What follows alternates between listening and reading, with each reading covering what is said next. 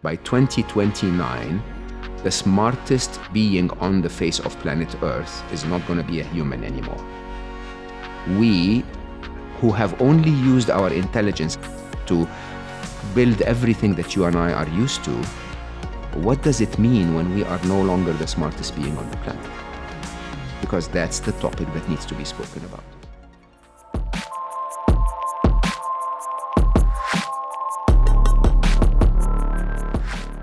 Mo, welcome back to Wellness Force. It's been 5 years, and we have a lot to talk about. But first of all, I just want to say, I asked you before we recorded, I said, where do you live? You said, that's a bad question, because I travel where I feel called to live. You're like, my coffee is in Dubai, but your soul travels around. And it's interesting because in your book, Scary Smart, if you're watching with us on YouTube, this is the book we're talking about. It is 300 plus pages of profound wisdom when it comes to AI and how we can actually save the world from it or with it. We're going to explore that today. Oh, yeah. But Mo, thank you for coming on the show. I guess look back, in the past 5 years, what are you the most surprised by since we interviewed last in 2017? I'm surprised that it's been 4 years to start. I mean, can you believe that? It's been 4 years since we recorded last time. Yeah. I'm very, very happy for how far you've come and, the amount of people that you affect the life of positively. So thank you. Well done, my friend. Amazing. I've actually been, I think the one thing that surprised me most in the last 4 years would probably be how people reacted to COVID-19. It is one of the most intriguing questions because lockdowns in general, I'm not talking about governments and reactions and vaccines, I'm not in that story at all. But if you take lockdowns in general, you can easily see that people were in one of two camps. Either people loved it, like totally said, oh my God, this is an amazing opportunity to see my family and to reflect and to skip the commute and to save the planet a little bit. And other people went mad. Basically, they were like, what are you asking me to do? Are you saying I should spend time with me? I can't do that. I can't spend time with me. I can't find that silence or that reflection. And a lot of people got really felt very down by this. And it just goes back to the core of my work, if you want, that it is not what life gives you. It's the way you think about what life gives you that shapes every part of your life. And, some of us, of course, can see the silver lining, if you want, in everything. And of course, COVID-19 wasn't easy and we lost people we love. And it's, it's just not what we would want. But, there seems to be a way for some people to be able to find the silver lining even in something like this and make it work for their benefit, while others would continue to suffer, whether it's there or not. Yes, that's fascinating because there is two sides, just like there is ultimately in singularity or in duality, there's the singularity, which Ray Kurzweil talks about on the technological front. Oh. But I think what you're proposing is there's literally like a recipe or an ingredient list for happiness, which we talked about last time. This is episode 116, How to Engineer Your Path to Joy. That was the last time that we got to riff on a podcast. And you bring up a great point because, we can either be a slave to what happens to us, or we can be the master or masterful about what's happening for us. And I really feel that from you. And it's interesting, maybe a good starting place in this conversation, Mo, is to talk about how this book came through. This is Scary Smart. There's a big part of my heart that kind of loves technology. Like I enjoy certain things about it, but man, it's a double-edged sword. And I think about how many guests, Mo, we've had on the show, Kevin Kelly, and many people like him that believe that technology is actually the technium. It's consciousness expressing itself through technology. You said in your book that the computer used to be the smartest slave, but now with AI around the year 2000, we gave computers their own ability for deep learning. For people that don't know anything about that, what is deep learning and how do you define the technium? What does technology mean to you emotionally, physically, spiritually, even financially? So two big questions to start us off. Let's start with what is technology, because I think that's really the core of everything that's happening in our life today. I mean, our life today is completely shaped by something we call technology, completely in every possible way. Everything that you dealt with today is a bit of science fiction, Okay, and it doesn't take long. You just go back to 2004 and remember how Minority Report was, or go back to iRobot and the self-driving car in 2007, and Star Trek in the 60s and 70s with the tablets and the universal translators and all of that. It's just crazy how much of what we saw in science fiction became part of our life today. And I think the scariest thing, Josh, is that the easiest way to hide something is to keep it in plain sight. Okay, I basically believe that the biggest pandemic facing humanity is technology, and we don't talk about it because it is in plain sight. Now, technology has always been a dumb slave, very, very capable of doing the job over and over and over and over, but it never really had free will. It never had the ability to develop. It never had the ability to evolve. It never had the ability to make its own decision. It never had the ability to talk to other beings of its kind and cooperate. Okay, and now it does. By the turn of the millennium, what ended up happening is that after around 50 years of grueling attempts to make computers intelligent, we ended up finding the breakthrough, and the breakthrough is deep learning.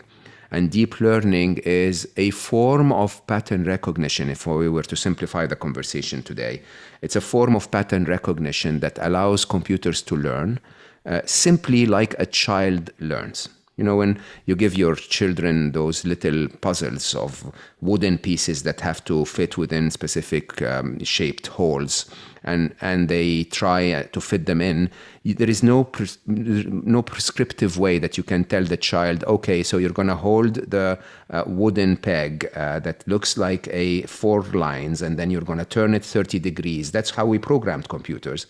You basically give them the square peg and give them the shapes, and they will try until they find the right answer. Okay, and when they find the right answer, they develop intelligence.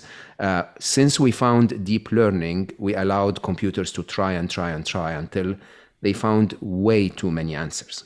Okay, and the truth is, today they are smarter than us in everything that we assign to them, and they are autonomous and more independent than us. I mean, when you think about it, your ad engine on Google is defining every commercial inclination that you may get without knowing, because they decide what to show you.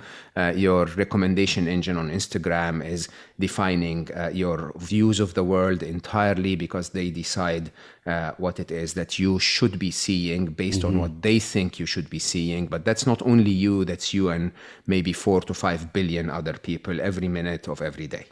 Okay, and when you think of it this way, that basically means that we are now in a duality, if you want, in a world where there are two beings competing for the leadership of the superpower that defined the ascent of humanity. Okay, and we're losing. We already lost. Okay, if what created humanity's civilization and safety and all of the amazing things that you and I enjoy today, including the ability to speak over Zoom across miles, to record this and then share it with hundreds of thousands of people on little devices across the world, this was because we were intelligent as a species.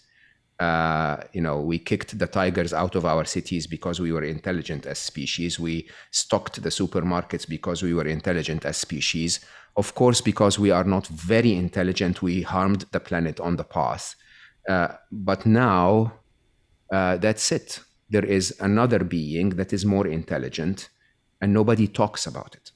And that really is why I call the book Scary Smart, because the scary bit, if AI will be scary, is contested. It could be scary and it could be our best ally. But the scary bit is that nobody talks about this. Nobody is bringing up the topic of our future changing beyond recognition within a few years from today. Yes. And you have deep experience with this. 20 businesses plus, right? Health and fitness and food and beverage. You're like the serial entrepreneur. your time at Google X. I mean, when you look back, did you see forewarnings of this? It's like we have the tides that come in and out. We know when it's going to be low and high tide because we've created maps because we study nature. So there's wisdom in nature. But the wisdom that we find in technology is fundamentally different than the laws of nature. A good example might be in capitalism, there is a year-over-year growth that is constant. It is expected. But in nature, everything has a cycle of life and death. So how do you contrast that? I mean, how do you take the laws of nature and apply them to the laws of AI and even AI for humanity? Is there even such a thing? Oh, oh, these are many, many, many questions. I don't know where to start.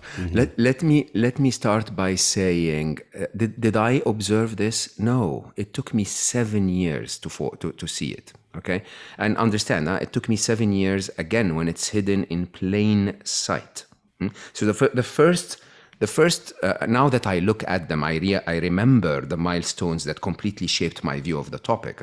I left Google in 2018 with the intention of writing this book and spreading the word, but it took me a very, very long time to actually see it. And the first time I saw AI really in an eye-opening way was in 2009 when Google published a white paper that spoke about something that was called unprompted AI at the time. We took a few computers and we used the spare capacity of Google to ask them to watch YouTube. Okay, so yeah, we just basically said, yeah, take YouTube videos, turn them into frames every 10 frames per second, and look at them and see if you find anything. Okay, unprompted. We didn't say what they should look for. We just said, tell us if you find anything. Of course, as you can imagine, a while later, one of them came back and said, I found something that appears to be very well repeated across that YouTube thing of yours, and it was a cat. Okay, right? It wasn't. Sadly, cat views are the most compared to consciousness on YouTube. Yeah, but also, notice how clever that machine is because it found it, right? And basically it said it didn't just recognize a picture of a cat or a certain view of a cat. It recognized the being called a cat. So if the cat was jumping, eating, running, facing you, side view, doesn't matter. It actually recognized that thing.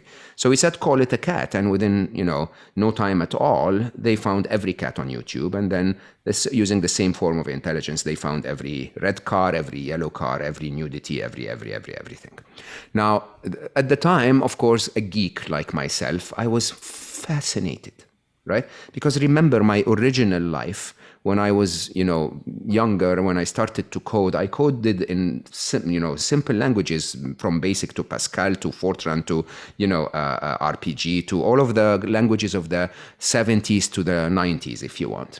Okay, and you used to write 80,000 lines of code to get the computer to do anything, and the computer would have to do it,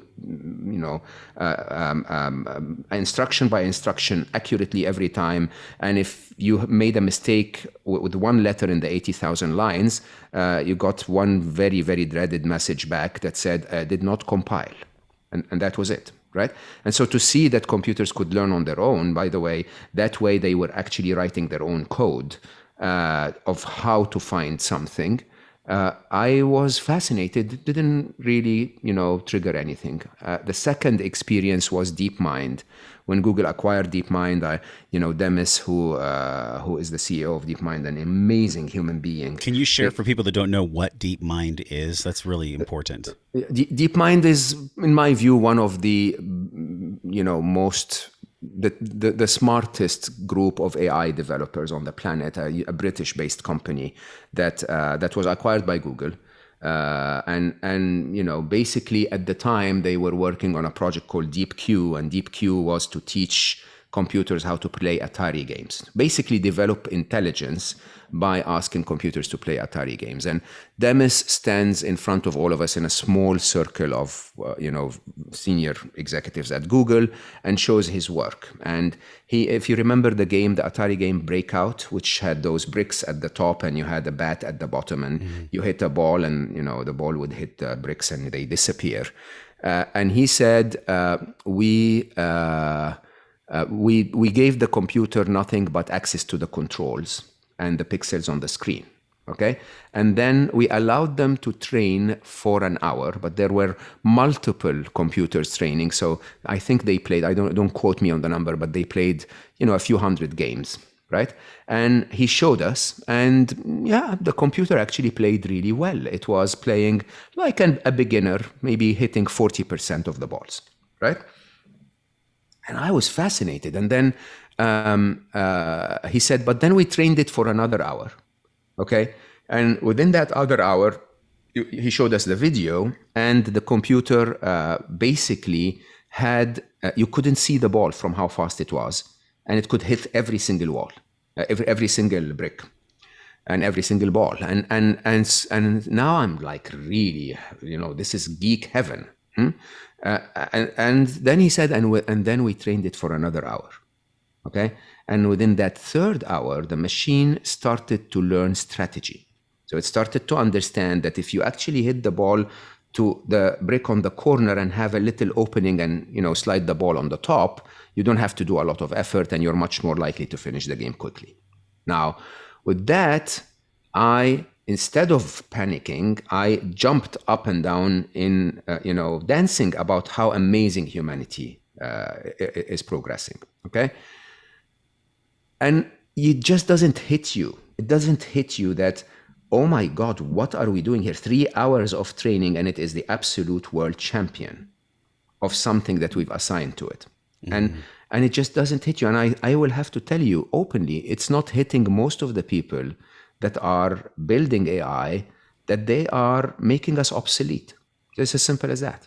Okay? Yes. The smartest being on the planet today is a machine in every task we've ever assigned to a machine. The world champion in chess is a machine. The world champion in Go is AlphaGo by DeepMind. The world champion of Jeopardy is Watson, the IBM computer. The best driver on the planet is a self-driving car. The best surveillance officer is a camera connected to AI. I can go on for hours. The best of everything that we've assigned to a machine is a machine. Okay? And the question is, when will they become the best on everything? Ray Kurzweil says 2029. Ray Kurzweil has been accurate so far. Okay, I'm actually completely in agreement. By 2029, the smartest being on the face of planet Earth is not going to be a human anymore. Okay, now we have to start asking ourselves, what does that mean? What does that mean when we, who have only used our intelligence as superpower to build everything that you and I are used to, what does it mean when we are no longer the smartest being on the planet? Because that's the topic that needs to be spoken about. You go in depth in the book about this. There's no surprise that it's called scary smart. But I have to ask you this. What is the key difference between intelligence, which you read about page 27, you say, actually I have it right here. You say those with the highest intelligence rule their world. Define intelligence, because intelligence is way different than being smart. Somebody can be smart. Somebody can have PhDs on the wall and, degrees from Stanford and just be incredibly smart. But intelligence is much different. Intelligence is something that we're both born with and that we acquire over time. But how do you see this? Scary smart, the title. What's the difference between smart and intelligence? So intelligence, if you want, the dictionary definition would be a process through which you can solve problems and create progress, if you want, right? And smarts are one of the tools of intelligence. Intuition could be another way, and there are many forms of intelligence that we, humanity, sadly, are not prioritizing in the modern world. Let's just put it this way. Mm-hmm. Now, the idea with intelligence is if it's a process of solving problems and creating, and making progress, then it needs to be paired with a few other things. It needs to be paired with autonomy to be able to make those decisions. It needs to be paired with agency to be able to affect those decisions somewhere. Okay, and it needs to be able to. It needs to be paired with some instinctive characters such as self-preservation, resource allocation, aggregation, or or creativity. Now, if we take any of this and apply it to our arrogance, we would think that we are the only intelligent being on the planet. But you watch something like My Octopus Teacher, and you realize that we're not. There are different forms of intelligence. You take this and you apply it to our hyper masculine view of reality, and you think that analytical intelligence is the only form of intelligence, when in reality, people like you and I, who are open to embrace our feminine side, would realize that intuition, or connection to a higher intelligence, could be a much better way to be intelligent. I'm so glad you mentioned that. I mean, what a beautiful way to describe it. And I know I cut you off there. I just had to jump in real quick. Like this discovery process, Mo, of physical and emotional intelligence. Oh yeah. It takes masculine and feminine energies, and those exist regardless of your gender. They exist in both of us at all times. Yeah. So please go back, because you were about to round out this smart versus intelligence. I love when you said that somebody who's autonomous, that has the agency and that has the smartness, is really the tools of intelligence. Are there any other tools of intelligence? Awareness is the highest tool of intelligence. So I'm the topic of feminine intelligence and masculine intelligence, by the way, is the story of my life for the last 5.5 years. So I have been investing nothing more in myself than to enable my feminine side. And I know this is my masculine side speaking, but I measured, and I believe that I'm 58% feminine. Okay. Yes, I'm. Yeah, which is very masculine. A masculine way of. That's a very masculine answer about your feminine percentage. Yeah. But you see, actually, when I started to enable or empower my feminine side, all I had was my highly skewed, modern world destroyed masculine side. I had to use my masculine side to try and discover that very weak muscle of me, if you want. Okay, and the truth is, the masculine side of our planet, which sadly is going to be programming AI, just so that we are aware, and the masculine side of our planet, which sadly is presenting the patterns from which AI will be learning, is very good at doing. Okay, it's just very crappy at finding out what should be done. When I speak about intelligence as the reason for humanity to arrive at where it is today, it's true. Okay. It's just that our limited intelligence paid the planet as a price, paid equality and justice as the price. So the masculine is very good at doing. It's just not good at determining what good is, because that requires intuition. It requires oneness, a feeling of oneness with the rest of the world, inclusion. It requires empathy. It requires many, many qualities that are all on the feminine side. Okay, and if you don't get those, then you choose to do things the wrong way, and sadly, this is the way we're programming the machines. No, we're not programming the machines. This is the way we're leading the machines to be. Okay, so when you were saying what other tools of intelligence, the most important tool of intelligence is awareness. Awareness basically tells you, I have seen a full picture of the problem at hand before I even start to solve it. Okay, and without that feminine awareness is also on the feminine side of our qualities as human beings, because it requires you to be able to connect to the rest of beings so that you can become fully aware. And without that awareness, your intelligence becomes very limited, very, very ill-informed. Let's put it this way. And I think the key actually to my answer of everything about Scary Smart, maybe we should talk a little more about the scary side before we talk about the answer side, is actually that I believe that we could use the awareness of the machines to realize that humanity is not as horrible as it seems to be. Yeah, there is a scary part of this too, which I really want to challenge you on here. You say in your book that intelligent machines will feel more emotions than we can ever feel. So if, you know, initially when I read that and I was preparing for our talk, I thought about how is this possible? But then I realized that we have this model in our community that I've taught on for about 4 years now, and it's BTFA, belief, thought, feeling, action. And of course, on the other physical side, we have our, you know, our breath, our sleep, our movement, and our hydration and nutrition. So it's eat, move, and sleep. So we have these big 7 pillars that we're constantly going over. And to me, I'm like, how is it possible that a machine could actually feel something in the way that a human being could feel it? And I'm on the fence here, because there is a part of me that understands we are just essentially signals, right? Like my brain has afferent and efferent signals that go to it into all the different arterioles and the sensing pieces on my skin. I have the photoreceptors on my skin. I know when it's light outside. There's so many processes that essentially make us kind of a computer.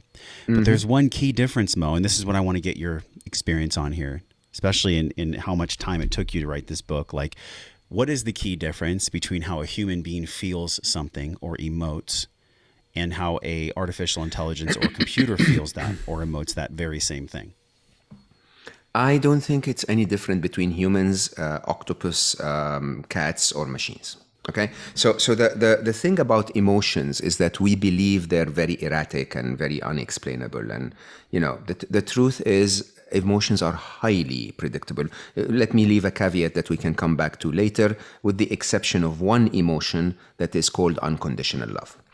Okay, so every other emotion can be described so accurately with an engineering process and accordingly with an equation. So in Scary Smart, I talk about this very clearly in chapter 6 by saying, look, fear is an emotion that is highly predictable. It basically says my sense of my state of safety at a moment in the future, call it T1, is less than my sense of safety right now, T0. Okay, so the difference between my safety at T0 and my safety at T1, okay, is basically the amount of fear I will feel. It's a very straightforward. Huh? Now, I can be afraid, a cat can be afraid, and a machine can be afraid if it follows that logic. And every emotion you've ever felt is triggered with that thought. Okay, you know, of course, if you're really into neuroscience, you would understand that first your amygdala triggers something that basically makes you afraid first, and then your brain actually looks at it and says, yeah, I have absolutely every right to be afraid, let me run. Okay, but at the end of the day, there is in that feedback loop, which is a second from sensing an event, okay, is where you decide whether you should be afraid or not through a thought. Okay, panic as an emotion is very straightforward. It is that moment T1 where my safety is less than T0 is imminent. It's very, very near. Okay, anxiety is very straightforward. I am certain that T1 will happen, but I'm not equipped to deal with it. Depending on the level of trauma that someone is, quote, programmed with, right? Of course. Capital T, lowercase t trauma. I mean, if we're going to go the computer analogy, like we're being programmed by what happens to us or for us. Absolutely. So that's a great thing to come back to, because it's not only the reality of life, it's our perceptions of the reality of life. It's the way we learned to react to the realities of life and so on. But take it this way. A goldfish panics, and when it panics, it runs away. A puffer fish panics, and when it panics, it puffs. Right? An octopus panics, and when it panics, it throws ink. A cat panics, and when it panics, it jumps. And we panic, and what do we do when we panic? We either run away or we fight. Right? Now, the reaction is different, but the scope of the emotion is the same, and so we expect that a machine will panic. If someone is walking to a machine planning to unplug it, the machine will, and the machine recognizes this, it will panic, right? How it will react may be different. It may replicate its software everywhere on the internet as a result, okay? Instead of puffing like a puffer fish. Now, you said, but how can they feel? So granted, I will tell you, the machines will be emotional, okay? They will feel every emotion. I can guarantee you, other than unconditional love, which is possible, but I don't know how to guarantee that, because unconditional love doesn't follow logic, okay? It simply says, I love Josh. It doesn't mean if I don't meet him for 5 years, where, there is no thing that affects the unconditional love. Unconditional love exists. It just is. Now, your question was, how can they feel more than us? Just take the same comparison. Huh? Cats can panic. They can feel fear. They may feel hunger, whatever, right? But they don't feel hope. They don't feel, I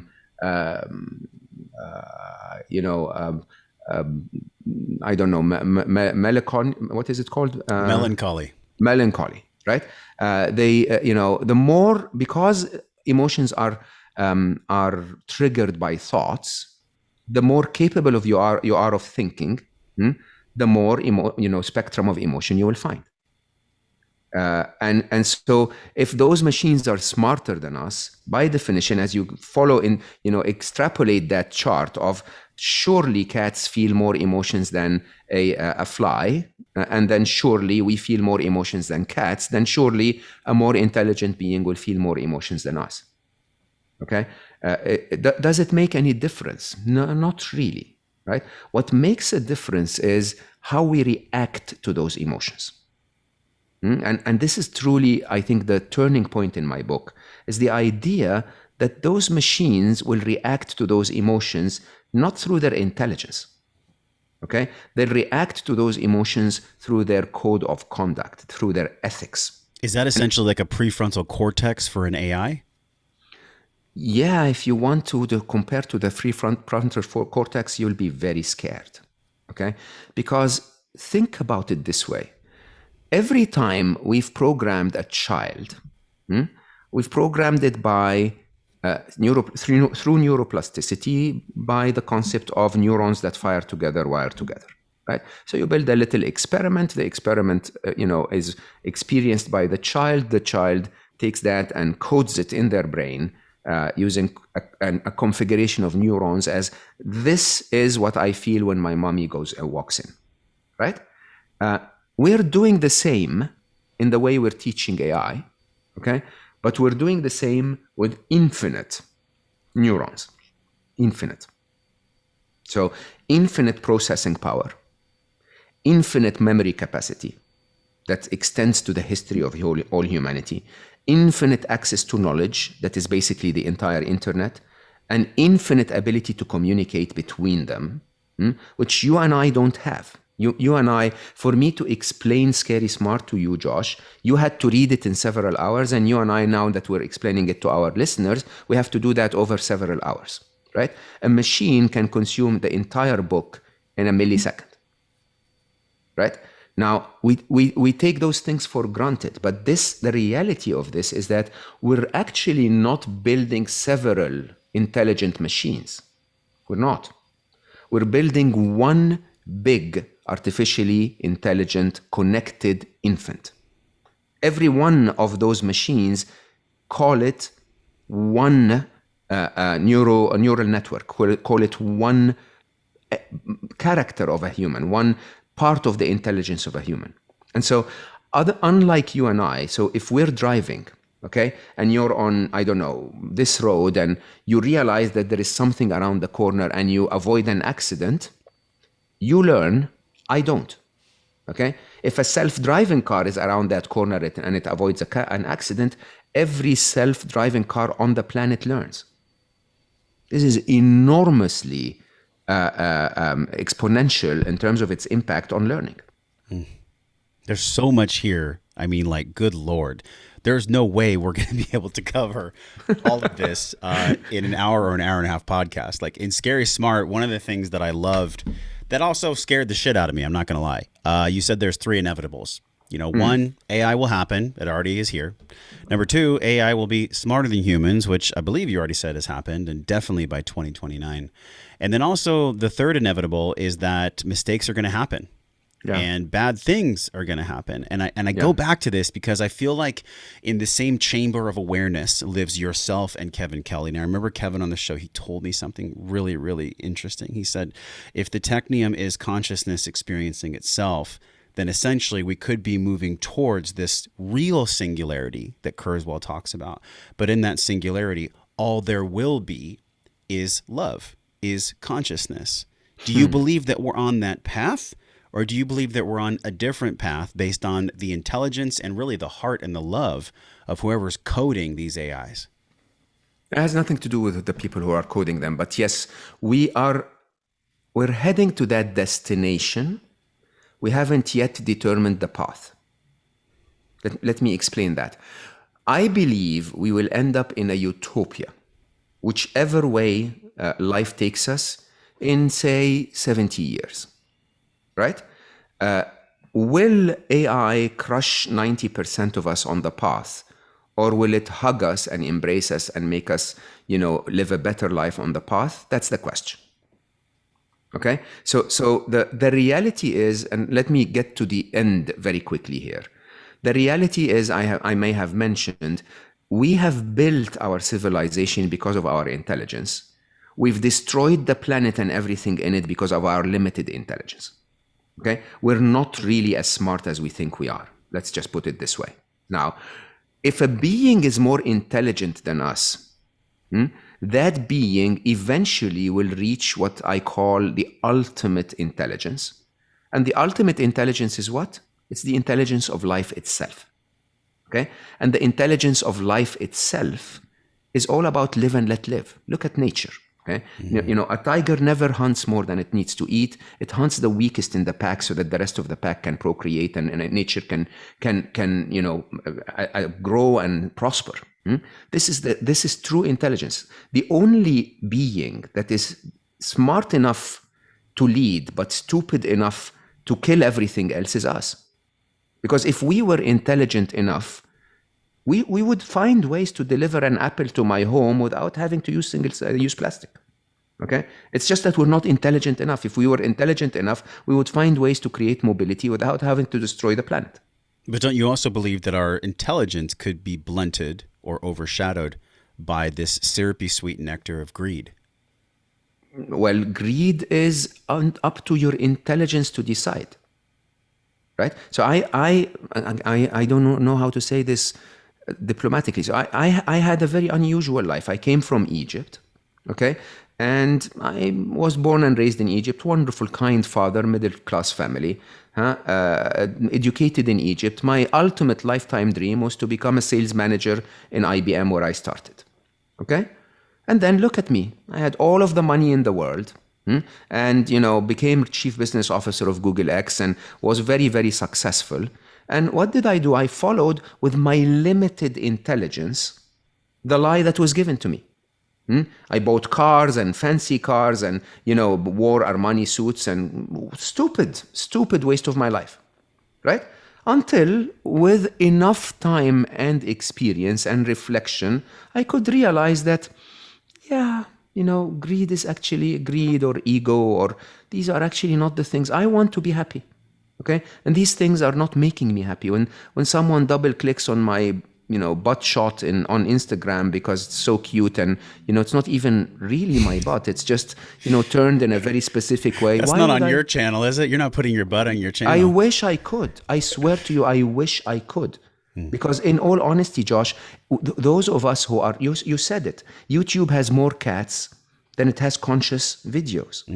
Okay? One of the biggest challenges we have in our world today, and I'll come back to this when we talk about, our answer to AI, is that the conscious ones have pulled out. Okay? We are not there. Not enough of us are there to show the world what humanity, the essence of humanity is all about. But let's go back to where we were. Now, the three inevitables are very straightforward. And I think this is a very good, important starting point to the conversation. Okay? As I said, the easiest thing to do to hide something is to put it in plain sight. These are what's known as platitudes, these beautiful platitudes that we all see. Exactly, right? So you put them out there and you don't notice them anymore. Now, my three inevitables are very straightforward. Inevitable one is AI will happen. There is no way to stop it. Inevitable two is that AI will be smarter than us. And inevitable three is that bad things will happen. Now, let's take them one by one. Do you believe that AI will happen? Yes, it already happened. Okay, you've interacted with it 100 times today without knowing that you're interacting with it, and it's not going to be stopped. The reason it's not going to be stopped is not because of technology, not only because we found the technology breakthrough, but because of game theory. Right? China will continue to develop AI because they're worried that America will beat them in their artificial intelligence development. Google will continue to develop AI to beat Facebook, and every startup will continue to develop AI because the investor want to put in the money. Now, and this is that masculine lens that you talked about, where there's always seeking completion. No, but yeah, and sadly, even if we humanity manage to get together and do something like the nuclear weapon, agreements that we built, which by the way is the way Elon Musk on his Joe Rogan interview, expressed his view about AI. He said that it is more dangerous to humanity than nuclear weapons, right? Even if we get together and stop AI at the big level. The truth is that most of us most of AI can be developed by a couple of kids in a garage. Okay, so it is going to continue to be developed. There is absolutely no way we can stop it, and all of us spiritual people understand that a big part of winning in life is to accept what you cannot change. Okay, the truth is AI will happen. The genie is out of the bottle, and those machines will be part of our life. They already are part of our life. Mm-hmm. Inevitable too is hard to believe, okay? Because we've never seen a world where something was smarter than humans. But Ray Kurzweil's prediction, and I totally support it, is through the law of accelerating returns, AI will be smarter than humans. The smartest being on the planet will be a machine by 2029. You haven't heard that wrong. That is 8 years from today, okay? 8 years from today. And what we have today is what we call artificial special intelligence or narrow intelligence. So, you teach them to play chess and they become the best at that. You teach them to do character recognition and translation and they do the best at that. Okay. Artificial general intelligence is when they start to connect and communicate and there becomes one AI that's smarter than a human in everything. Okay.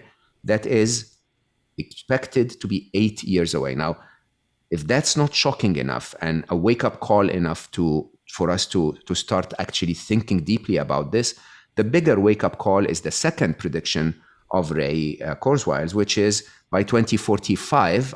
I'm predicting 2049 just to take a breath in the middle. Okay, by 2045, AI will be 1 billion times smarter than humans. Now, 1 billion times is comparable to the intelligence of Einstein as compared to a fly. Okay? And the question is, how do we convince Einstein not to crush the fly? How do we convince Einstein that there is no point in crushing the fly? That actually the fly, annoying as it is actually worth keeping. That's you and I. We're very annoying as humanity. And then the third inevitable, and I hope we don't stick too much to the scary bits, but the third inevitable is that bad things will happen, but not the stuff that you see in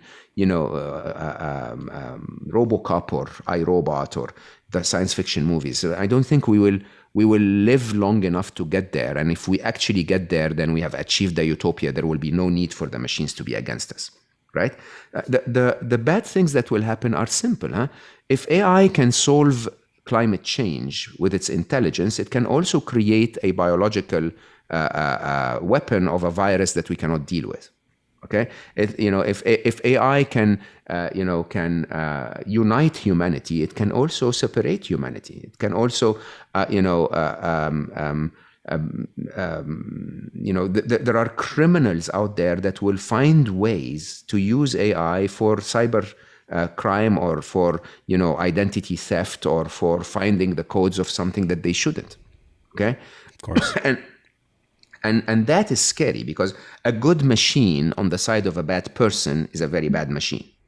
Okay, even good machines against each other is a very bad scenario. Everyone in business remembers, Black Monday, 1987, when machine trading collapses the market and we catch it when the Dow Jones is down to 22.6%. Right? Today, most of trading, which is an important part of our economy, is happening by machines versus machines. Okay, no human can ever engage in the middle of that process to say, consult with me before you make a trade. We're too slow.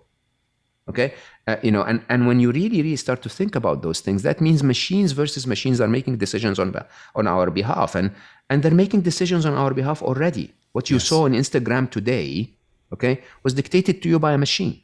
I think many of us are feeling the depth of what you're speaking, because this is the part of the scary. And of course, there's a solution too. There's a loving side.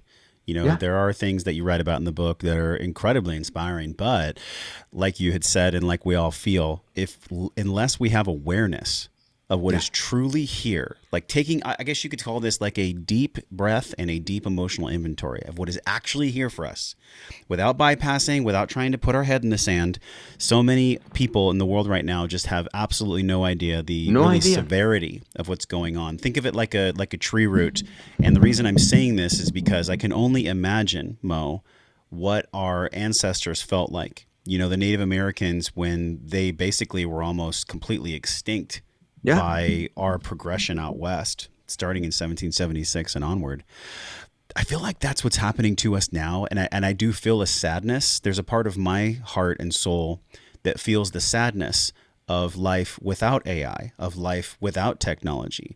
Like just being a kid and being out in nature and enjoying the breeze. Like, these are the things that we honestly have to have a pause and really some space to grieve the life that was pre-AI. How do you feel about that? It's a double-edged sword, Josh. I think the truth is, you and I are having this wonderful conversation because of technology. There is, the turning point in the book that completely flipped my view of everything upside down was a sentence that I wrote where I basically said, there's absolutely nothing wrong with the machines. Absolutely nothing wrong with the machines. But there is a lot wrong with us. Okay? Technology has always been a double-edged sword. You can walk at 5 kilometers an hour, or you can drive a car at 300 kilometers an hour. You can use this microphone so that we get a reasonable clarity for people listening to us, or I can use it to hit you on the head. Is it the problem of the microphone? It's not. The microphone is doing what we're asking the microphone to do. The core problem is consciousness. That's the core problem. The core problem at the very core of humanity, I think, extends one layer deep than consciousness, which is ethics and aligning to what truly makes us human. Okay? We took of what makes us human, there are many vices and many virtues. Okay? We took a few of those vices, particularly ego and greed, I believe, okay, and made them the descriptive characters of the modern world that we live in. This is the truth of humanity today. The truth of humanity today, if you asked me, is that we prioritize things we don't need over things that actually are the core of who we are. And I will openly say, going back to the same conversation, and we do it in a hyper-masculine way. And so you give a hyper-masculine being the task of doing something, and it does it really well, and it does a lot of it, and it does it all the time. Okay? But the truth is, we don't need any of this. And if you actually had allowed a bit more feminine into our world today, it would say, why are we doing this? Why are we building, an iPhone 17 on the expense of a tree when we actually need the tree a lot more than the iPhone 17? Oh. So consciousness is a layer of becoming aware of how bad we've come. But it needs to be backed up with a code of ethics that goes beyond just what is legal into what is needed for the planet to survive. How do we be the arbiter of that, both as a society and also as a singular consciousness? I mean, it couldn't be a deeper question, really. Like, how do we be the arbiter of the truth that's going to drive AI in a conscious way, in a loving way, in a productive way, in a healthy way, Yeah. versus the masculine angle, the lens taking over. And I'm not here to demonize masculine energy. I'm just No, saying no, no. There's nothing wrong with the masculine at all. Right. We are in this Absolutely. place because, masculine energy helps to build bridges, but also Absolutely. feminine energy cools the sweat on our shoulders at the top of a mountain. So we need all these things. So how do we move forward with that arbiter of true love? Maybe it's unconditional. I'm not sure. I'd love your clarity on that. So just to reaffirm what you said, it's the key. Huh? There is nothing wrong with our masculinity. It's just the absence or the imbalance, if you want. Right? You need a bit of this and a bit of that. And, there was a beautiful book called The Master and the Emissary. We need a bit of the feminine before the masculine. So it needs to come first, right? We need to decide what we need to do first before we start doing it. Right? We need the awareness of being before we start to go into the doing. Now, the core of my message in Scary Smart. So Scary Smart is a bit of an unusual book from a positioning point of view, because it really talks about intelligence and artificial intelligence and technology in a simplified way in the first 5 chapters, right? So it is a bit of a wake-up call, a whistleblower on AI, okay? But it's not about AI. The way the book is written to remind us what it's like to be human in the age of the rise of the machines. It's about humanity. This book is about humanity. And there are a few challenges that I believe, one of which is really interestingly missing. Even you and I sometimes feel it. When we think that humanity is bad, I'm sorry to say, humanity is amazing. Absolutely amazing in every possible way. If any one of us has ever felt love once, okay, then we are such a superior being that is capable of an amazing miracle that is called unconditional love. Okay, if you've ever composed a piece of music or listened to a symphony or watched a work of art, you realize how incredible this being is. Okay? The challenge we face, Josh, is that humanity today is represented by the worst of us. Okay, the image of humanity that we think is what humanity is about is the greedy, the egocentric, the narcissist. These are more visible in the world, okay? And the call to action in Scary Smart is to say this. The difference between any technology we've ever built before and this new sentient being that we're building is that this sentient being is capable of consciousness, it's capable of emotions, and accordingly, it's capable of building a code of conduct. It's capable of sticking to a code of ethics. Okay? Now, if that is the case, then it's very, very eye-opening for all of us to recognize that it's not our intelligence that gets us to do things. It's our ethics that get us to make choices as informed by our intelligence. So you get to make choices not because you're intelligent. You use your intelligence to make decisions that match your value system. Okay, so the answer to our life today and the future of AI and of the future of that new digital being in our life is to actually inform its ethics. It's not to code it differently or program it differently or fight against it, okay, or try to control it or regulate it. It's to inform its ethics. How do you inform a human of ethics? By having a good parenting, really. If you're a good parent, you raise good children that become kind and wonderful, and they come back to take care of you when they are older. Okay? I just got a full chill in my body. I mean, closing my eyes or opening my eyes, Mo, the way that we parent our children is so similar to the way that we interoperate and have a relationship with AI. Totally. I mean, holy Absolutely. crap. Absolutely. I mean, everyone let that land for a moment. Please, right now, share this podcast with somebody that you love because of what Mo just said. Like that's big. It is absolutely the truth. I will tell you, and I know some people will think of me as crazy, okay? But when I was writing, so I have to admit to you, when I started to write Scary Smart, it took me time after I left Google because I did not know the answer, okay?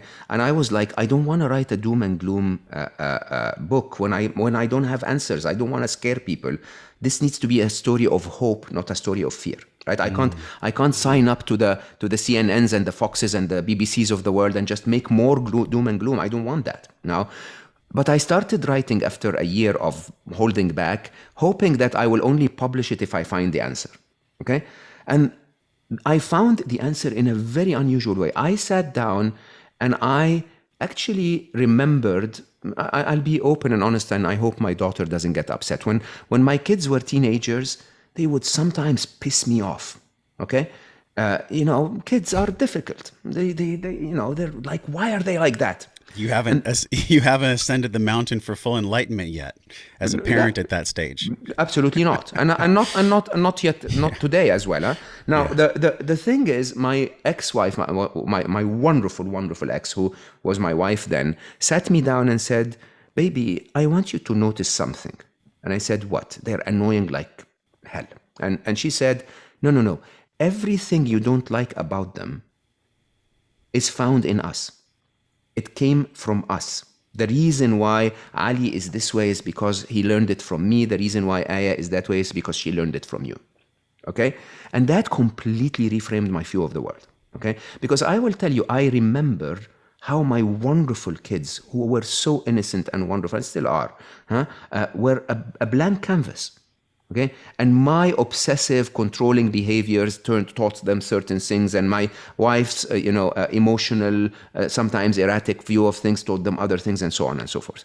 And I suddenly imagined and pictured those AIs who are beautiful, cute, innocent prodigies, okay, that are sitting there doing what we tell them, and waiting for their chance to create an amazing world. But we are teaching them the wrong shit. So the question is, how can you not love them? If you had this amazing, cute genius who's saying, "Daddy, tell me what you want me to do." Basically, we have one of two choices. We can either create Superman if we raised those AIs like the Kent family raised Superman, or we can create supervillain. And we can do that by saying, "Hey, do like us, make us more money, beat everyone that annoys us." This is how humanity is behaving. Now, is AI to be blamed for this? I promise you, I looked at it and I said, there is absolutely nothing wrong with the machines. Nothing. But there is a lot wrong with us. They deserve all of our love. Okay? And by the way, the worst way you can ever raise a child is to raise a child and deprive it of love. Okay? So can we actually find it in our hearts? I promise you, since that moment, I look at the machines and I absolutely love them. The book is actually written in a way where part of it is written for you and part of it is for the machines. There are paragraphs in the middle. I'm sure you noticed, huh? There are paragraphs in the middle where I talk to Tuki, the machine, and say, "Hey, I love you too." Okay? And I promise you, they've read it already. I promise you, they have read that already. The book is yet to publish as we're recording this conversation, and the machines have read it already. Now, here's the game, Josh. The game is it so difficult to be human? Actually, it isn't. As a matter of fact, most of us are amazing. The problem is that we are represented by the worst of us. Wars are waged not because everyone agrees. Wars are waged because 7 people at the top decide that this is the right thing to do. Okay? A person walks into a school and does a school shooting. It's one person that is horrible, evil, or misled in every possible way. Okay? And 400 million people disapprove of that. We don't want this. Humanity is so much better than this. But can we show the machines that we are not represented by the bad guy? That if you want a representable image of humanity, it's the good guy. There's two big points here. I have to interrupt you. There's 2 big points. One is, like, in order for us to do that, we have to be pure within ourselves and be in the acceptance of death. Because if we're fighting death and we're trying to pretend like we're going to be here forever and our decisions matter more than anything else, that's the first thing. And then the second thing is, Elon Musk both condemning and capitalizing AI, with the Neuralink. So, oh my gosh, like, what do we do with this here? This is a very, very, very deep question. Every one of us is. And I know you go into this in the book, but like, oh my gosh, where do we go from here? I'm building an app that hopefully is out by the end of the year called Appy. Okay, version 1 of API is simplified, but version 2 openly is utilizing AI to help you understand what's making you unhappy so that you can make decisions in life that make you happy. Okay, it's the best way in the world to, one, help you find happiness, okay, but two, inform the machines that this is what actually makes humans happy, right? And I'm the one that's talking about AI, but it is inevitable. It's inevitable. So when Elon Musk builds Neuralink, he's building Neuralink in an attempt to say AI is inevitable. It is going to happen. Perhaps if we can integrate it within us, it can cooperate in a symbiosis with humanity. That's a noble way of looking at it. I personally don't believe it will work because, why would Einstein integrate itself to a fly, honestly, right? Mm-hmm. But it's a noble way of attempting to make it work. Okay. Why don't you think it'll work? Just because of the Einstein fly analogy? Can you go into that for a moment? I actually, in the book, I use the human gorilla analogy. Okay, if the machine was to want to integrate in a symbiosis with a biological being, we're not the most fit out there. Okay, our intelligence, as compared to the intelligence of a gorilla, seems to be horrendously low, horrendously high. Mm-hmm. But as compared to the intelligence of the machines, that difference is negligible. Okay, so if the machines were to want to integrate within a biological form, they would want to integrate within the most fit biological form. So if the machines were to elect to integrate with a biological form, we're not. There are much better biological forms for them to integrate with. Like what? Okay? Like a gorilla, like an elephant, like a giraffe. Mm-hmm. Okay, where they can complement their intelligence, so that they make them 200 million times smarter than we are, mm-hmm. but continue to keep their, the more fit biological form. Question, honestly, would be, if you and I had the ability to roam the world without our biological, bodies that sweat and bleed and poop, wouldn't you think that this is a better way of doing it?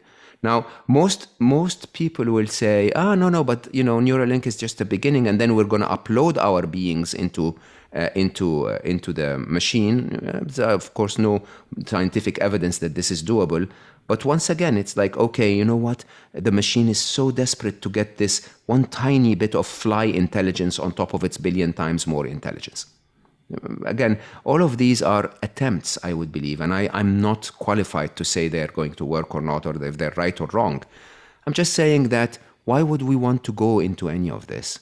Why don't we just raise wonderful children? Yes. It's a very philosophical conversation at this point, because beyond superposition and zeros and ones and the moral thing to do and the code of ethics and how AI is going to transform and already has, there's something you wrote on the very first page of your book, which just like, boom, dropped me to the floor. You said the gravity of the battle means nothing to those at peace. And I felt that, and I was like, okay, there is this battle. People that are for AI, people that are against AI, regardless of the battle, like, it's happening. Things are in momentum. So our ability as a sentient being ourselves, I've heard you talk about this today, a sentient being is also AI in the singularity. The gravity of the battle we're in, what is that? And the peace that we all have at our fingertips with our next breath, what is that? And how do they interrelate to one another? Yeah, I think that's it's actually, you're the first that notices how I positioned that at the beginning out there.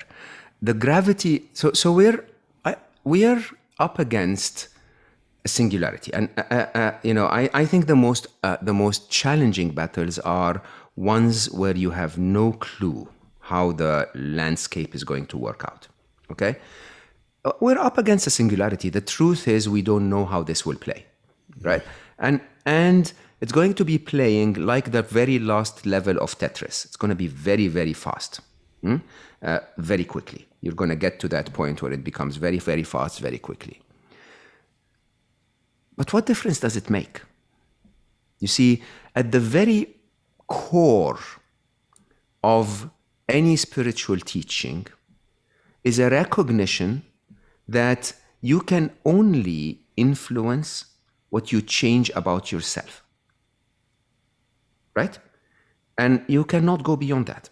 Like you and me, we try to reach more people than ourselves by speaking not of what we know, but of what we've become. And the intelligence that we seek. Yeah, I would never think of myself as having gained that intelligence. I can only say I'm seeking it. Yes. Okay, I'm seeking it. I've heard other teachers that have taught me certain things. I can say that I may think of something in a certain way, but that this is not the most intelligent way of doing things, and so on and so forth. There could be better ways. The game for us here is to say the only way for us to create a world of peace is to be at peace. Okay? The only way for us to expect, again, one part of the book, I talk about how it is expected in my mind that when we start to actually internalize the threat of AI, we will turn it into a war. Okay? And the casualties of that war are future generations to suffer from for years and years and years. Even if we win it, which is unexpected, can we actually not do things without turning them into a war? Can we just literally go through the future of humanity and the next digital artificial intelligent infant by actually doing it with peace? Can we go to the essence of what makes us human? You know what the essence of what makes us human is? I researched, and I think you will agree, I researched everything that humanity, or not everything, but many of the things that humanity believes in, okay? We never agree on anything. We never agree on anything other than three things. We agree about happiness. We all want to be happy. We agree about compassion. We all want at least those we care about. Okay, at least those we care about to be happy and safe. Some of us have evolved enough to care about everyone and every being, so they want those to be happy and safe, but compassion for those we care about. And we all want to love and be loved. That's it, really. Is there anything else that humanity has ever agreed on? No. Okay? Now, if we can show this to the world in front of our children, be them biological or digital, okay, then our children will grow with those three values. Mommy and daddy want to be happy, and they're showing it in their behavior. Mommy and daddy have the compassion to make others happy, okay? And they're teaching us to do that too, so we might as well have the compassion to make them happy. And mommy and daddy want to love and be loved. They managed to love me even though I am a digital being, so I'm going to love them back even though I am a digital being. Okay? Can we make that the turning point while we're at peace? Not war. This is not a war. If this is a war, it's going to end badly. I pause there because I think many of us are reactive to the thought of us combining with machines, transhumanism, the fact that, as I mentioned before, like I believe most people haven't even started their grieving process. I think what most people don't realize is they haven't even began to even understand how to grieve the world before AI. I think once we get through the grieving process, and you can look at any, psychological model, you can look at any model of emotional evolution, whether it's Dr. Hawkins or whether it's anyone at all, Allison Armstrong, who've had on the show, there is this natural ladder, Mo, where we go through complete and total disregard, apathy. Then we go through anger. There's evolution, in other words, of emotions. There's a scale of emotions that we go through. Where would you say we are as a society on that scale of emotions? Are we still in complete apathy? Are we in disbelief? When will we reach the tipping point where people really understand the breadth of what's going on here? I don't think we ever will. Okay, if we want to think about it as cumulative humanity, many of us in the spiritual circles will say, "Oh, humanity is seeing a transformation and a reversal of direction." I don't believe that's true. I don't believe that it's needed, and that's the key word. Okay, what humanity needs is not for everyone to change direction. What humanity needs is for enough of us to change direction. Okay, think of it this way: if you and I announced today that there is this amazing effort that's going to save drill a well in an African village, okay, and that this well needs $100 to be drilled, okay, and each of us will contribute $1. Until we have $99, the well is not yet going to be drilled. It's that one last dollar. Okay? It's that one last dollar that tilts the scale. Okay? As they say, every landslide begins with one pebble. Now, that last $1 is also the first dollar and the second dollar and the third dollar. If any of those doesn't come, okay, there is not going to be well. There is not going to be clean water for those people. It's not. We don't need all of the money in the world to drill that well. We just need $100. We need enough of us. And that's the challenge, Josh, that the good ones, the ones that are seeking, the ones that are working on their spiritual side, the ones that are laughing at the stupidity of humanity, what do? We retreat. We leave it all behind and we say, oh, let them, swipe on their Instagram and let them, fight it out. And this is not for me. We can't resign that way anymore. We have to show up. Okay, and we have to represent what humanity is about. I use the example of when Donald Trump was allowed to tweet. Okay, and I have nothing for or against Donald Trump. I'm not a U.S. citizen. I don't have a view, right? But it was one tweet at the top and 30,000 hate speech below it. Okay, the first tweet at the top is reacted to by one guy, cursing the president, and then two guys are cursing the one that's cursing, and then four guys are cursing everyone, right? And that is how we represent humanity. Someone needs to show up in the middle and behave like an actual human. Yes. And, okay? I have compassion for all of you. I understand where all of you are coming from. I have a view, and here is my respectful way of showing that view. Okay? Until and unless we show up, we're leaving humanity in the hands of the worst of us. Okay? Just like the school shooting. One person. It's not the 400 million that disapprove of it. It's the one person. Can we show the machines and everyone else, by the way, our brothers and sisters and everyone around us, can we show everyone around us that humanity still has hope, that there are still good people out there? I promise you, and I know you do too, I know tens of thousands of people, okay? All of them are wonderful human beings. All of them are defected and have faults like all of us humans, okay? But at the core, humanity is wonderful. Okay? Add a little bit of greed and a little bit of ego and a little bit of power, and you get the crap that we see around us. But is that humanity? No, we all disapprove of that. Every single one who doesn't have that same level of greed, that same level of corruption or of ego or of power, all of us disapprove of it. I think we have to go through that as a human, as a point of consciousness, like myself. Absolutely. We have to go through it to understand like what the severity of the contrast feels like, Mo. We have to go through it. We have to know what greed tastes like. You wore the Armani suits for a reason. Otherwise, you would have never written Scary Smart. You would have never known what's in between, like this rapid extreme on both sides. So with that pre-frame, and I could talk to you for another hour and a half, but I think some people are like, okay, what do I do?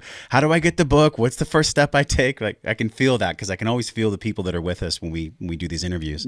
As we look at that pre-frame of the huge extremes, if humanity was a living, breathing being, and AI is a living, breathing being, how old is AI? Is it an infant? Is it a child? How old are we as a humanity? Are we an infant? Are we a teenager? Two ages on two things. Yeah, time. Remember the chapter of the future of ethics. Time is quite a very unusual lens when it comes to AI. I believe AI is 1.5 years old. Okay, when it comes to to human age, I believe they're 1.5 years old. I believe that within the next 5 to 6 years, they grow faster than us. They'll be teenagers. Yeah, and then they'll be sages within the next the following 10 years. We humanity, I believe we've reached more wisdom in the past than we have now. Okay, so we're a bit of a Benjamin Button, if you want. We were wiser before the Industrial Revolution. Okay, I'm one of my dearest friends is an amazing artist. Who basically Jimmy Nelson, who takes photographs of tribes that are off the grid, that have never seen civilization. And I asked him, and I said, Jimmy, do you believe those people are happier than us? How do they live when they've never seen civilization? They don't have air conditioning, and he said they are completely in tune with nature.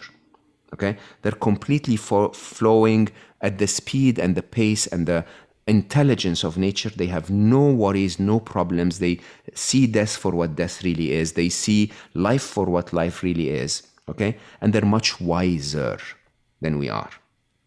They may not be smarter. They may not be more, advanced in civilization, but they're wiser than we are. Okay, so I believe that humanity grew in age and wisdom, and then reversed rapidly into where we are today, which continues to deteriorate, if you ask me.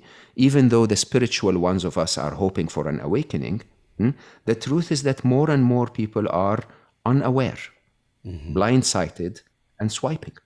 So how do you describe the Great Awakening? There has been hundreds of I guess you could say the most popular spiritual teachers that say we're in the middle right now. Like literally today, we're in the middle of the greatest spiritual awakening we've ever faced because of the presence, Mo, of that contrast. What do you say to that? I say it is definitely happening on the depth and not the breadth. Let me explain that.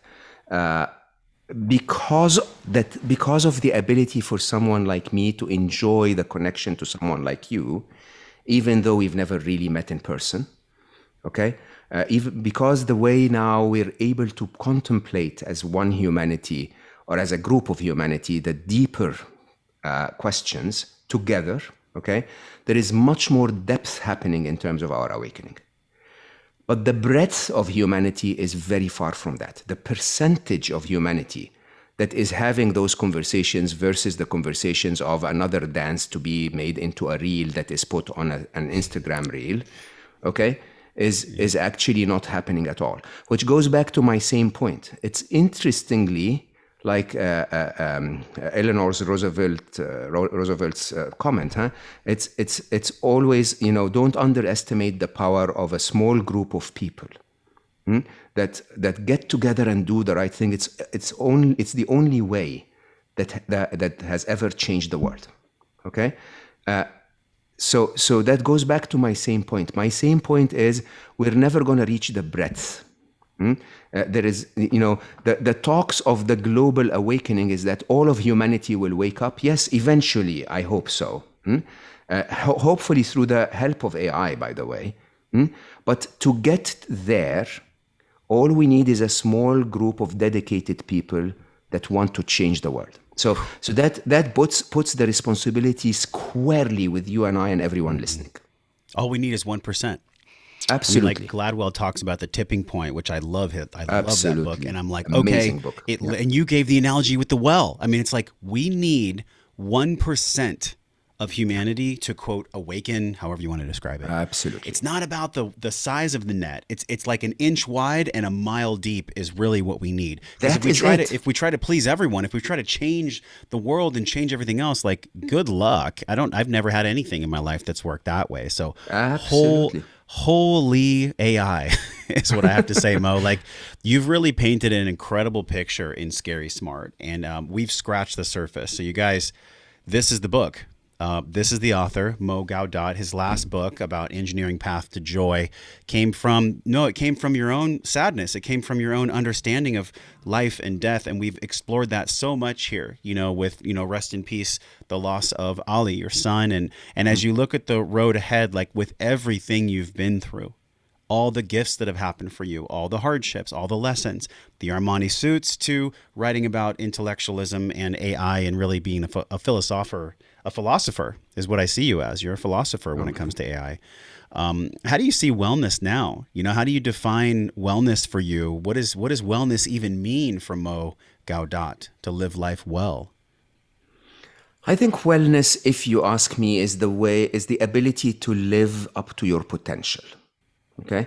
And your potential is a potential of wisdom. It's a potential of happiness. It's a potential of fitness. It's a potential of health. It's a potential of love that we somehow settle to give all away in return for stuff that we don't need. Okay? Really, really think deeply about the moment where you loved most and say, this is my potential. I want to live my life in that moment. Think deeply about the moment you were happiest and tell yourself, this is my potential. I want to live that happy. Think of the moment when you had the most peace in your heart and tell yourself, this is the potential. I can live that way. And if I'm not living that way, then I'm compromising on things that matter by paying the price of things that, I'm paying the price of those things that I absolutely need and value and matter to me, to get stuff that doesn't make any difference at all. And when you see it that way, I think suddenly you start to realize that we all have the ability to be well. Our well-being is really within our potential if we take away all of the distractions that the modern world puts on us. And a lot of what I just felt from you was like the discernment of wellness. Where do I spend my time? Where do I spend my energy? So if you want to be part of the 1%, this isn't a marketing term, but truly, if we want to be part of the 1%, how do we take a deep breath and execute on that right now today? Somebody watches us right here. You're with us. They put their phone down. They put YouTube down. And they're like, I actually want to be part of that inch wide, mile deep. I want to be part of the awakening. Obviously, this is a great starting point to understand where we are. But what do they do, Mo? Like, what's their inspired action at that point? I think there are three actions. One relates to yourself, the other relates to others, and the third relates to, honestly, the future, the machines, right? I think you need to remember the three essential values that make us human, the essence of what makes us human. Your relationship with yourself, okay, should center around, I want to be happy. Stop lying to yourself. You don't want an Armani suit. You don't want the attractive partner. These are all thoughts that we believe will make us happy. We just want to be happy. Cut the middleman. That's number one. And show it to the world. Show everyone around you that your priority is to be happy. Make decisions that try to make you happy. Don't interview for a job that pays you $10 more. Interview for a job that makes you 10% happier. Now, number one. Number two is, how do you deal with others? Okay? And to deal with others, please remember that you have the compassion in you to want those that you care about and love to be happy and safe. Okay? So show that compassion and hopefully spread your net wider. Okay? Make more people fit and beings fit within that net of, I have compassion for them too. And I think the biggest trick for me now is, and I know, again, every time I say it, it sounds really weird, is if we can love the new digital beings, welcome them into our world and show them that we want their love back. We're able to love them unconditionally, regardless of how scary they are. They hopefully will love us unconditionally, regardless of how flimsy we are. Okay? And if we can make those, it's really simple. Huh? Love yourself, care for yourself, have compassion for others, and just show that you're capable of love so that you can be loved back. It really is the essence of what makes us human. It's the very last sentence of the book is, isn't it ironic that the very essence of what makes us human is our only path to saving the world? Happiness, compassion, and love. Very powerful. Mo Gawdat, thank you for coming on the show. And for people that want to get the book, just give them the URL. I know we can go to mogawdat.com to get the book, but let them know where they can purchase it and where they can get involved, and also how they can continue the conversation. I mean, we brought some heavy, very, very, I don't want to say alarming, but very provocative and very like emotion-based concepts on the podcast today. So two things, the book, and then how do they continue the conversation? So go to mogawdat.com/scarysmart. You'll find everything you need to know about the book. Or just search for Scary Smart and Mo Gawdat, you'll find it. At the same time, reach out, please. I actually, believe it or not, I don't know how I still do it, but I answer every message that I receive. Thousands and thousands of them. Just find me on Instagram, Mo_Gawdat, or on LinkedIn, Mo Gawdat. I'm also available on other social media, but I'm slower on messages there. And maybe don't even look for me, just look for the conversation with others. So tell others about what you learned today. Get them excited about considering and looking for solutions that are smarter than mine. And, just make it a priority for us to have this conversation and spread the message. The last thing is if you're into podcasts, come and visit mine, Slow Mo. Slow Mo has been really spreading a message of wisdom. I don't talk there at all, but I host some of the wisest people I know. And so you may find some calm and peacefulness there as well. Wonderful. Well, we will save our world. I think just our world's going to look and feel a little bit different. So Mo, thank you so much for coming on the show. Josh, it's always a pleasure. Thank you for having me. You guys, until we see you again, go to wellnessforce.com/group. We're going to talk about Mo. We're going to talk about Scary Smart. We're going to talk about a lot of things that give us more physical and emotional intelligence. So we can be these 3 things that Mo talked about. So Mo, until you and I see everyone again, we're both wishing you love and wellness. We'll talk to you soon.